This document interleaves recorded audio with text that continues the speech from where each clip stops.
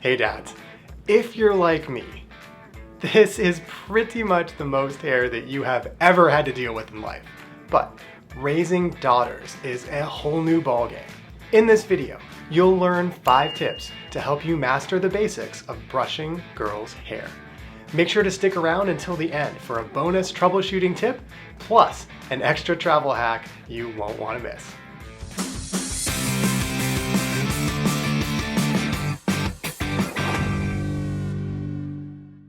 When to brush, what to brush with, how to brush so you don't mess everything up. Don't get me started. When you're on solo kid duty, or maybe the first time you want to take that daddy-daughter trip, you're going to need to be able to survive the complicated dad rite of passage that is girls' hair. Sounds scary, but fear not. We've got 5 insider tips straight from a hairdresser's daughter and full-time mom to help get you through. You'll be styling in no time. Tip number 1, pick the right tool. The cardinal rule of girl hair brushing is this. You're looking to minimize the amount of pulling through a combo of the right tools and the right technique. Less pulling means you're done faster and with less tears. Child hair can be finer than adult hair. Thinner hair snags easily, and the smallest snarl or twinge will feel to them like the worst pain ever. You may think a brush is a brush. Well, it turns out there's a couple things to look for to make the job a bit easier. First thing, if you're buying a girl brush, look for one marketed for wet hair. These brushes are by definition more gentle because wet hair is more fragile and breaks more easily than when it's dry. Brushes meant for wet hair are softer and more flexible, which supports our cardinal rule about less pulling. And if you're traveling and pack one of these, you're pretty much covered and don't have to bring more than one hairbrush. If you're comparing sizes, it's going to be personal preference, of course, but we might want to look to a smaller brush like this. A tinier brush is going to make it easier to work through smaller areas of the hair at once. Again, less pulling than if you went full bore with one of these. A third criteria. Look for a brush with bristles that are more spread apart. If bristles are too high density and packed in too tightly, you'll grab too much hair at once and your kid will feel like you full-on yanked her scalp. If you're stumped, we've got some brush suggestions linked in the video description. Tip number 2, the best defense is a good offense. Messy hair is harder to brush, so your mission is to keep her hair clean. That means clips and hair ties like these for mealtime are your new best friends because food in hair is a disaster and it will be harder to brush. If you're taking your daughter outside into windy or dirty conditions, say like any outdoor sporting event, consider a hat and or ponytail to limit the carnage. When you're brushing, how much they like the brush design can actually make a difference. Say you've already got a couple hairbrushes at home that maybe you're thinking of using that look about the same from a bristles perspective. If one's got something like a cat or a princess design or anything visually interesting, consider using it. A gimmick like this could be your ticket to keeping your kid interested and distracted. This in turn may extend your window to make sure you have time to get the job done right. Tip number 3, know when to brush. The answer to the question of when to brush girls' hair is way more often than short guy hair. Here's the timeline. Before sleep.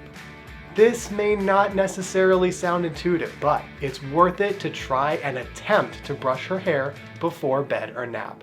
This will help make it easier when they wake up because their hair won't be as tangled. Girl hair plus rolling around on a pillow equals tangles. You're gonna need to brush and check her hair before you leave the house or hotel and make sure things aren't too out of whack. After bathing, as soon as possible, but definitely before her hair gets too dry. If chunks are starting to look dry, it's gonna be harder to brush. Anytime you're outside in the wind or if her hair gets messy. Tip number 4, proper technique is key. You might think you start at the top of the head and go down. No, it's actually the opposite, which I've heard is even surprising to some women. What you want to do is start from the bottom and work your way up.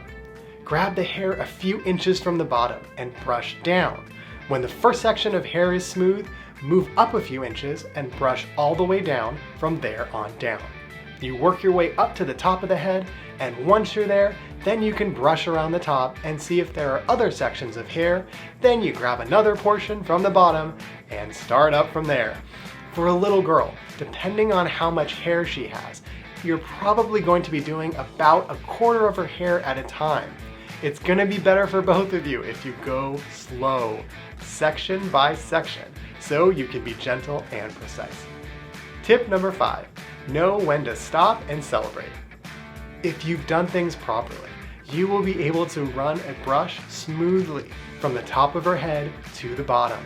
When you're able to do this for all sections of hair, then congratulations. That's it, you are done.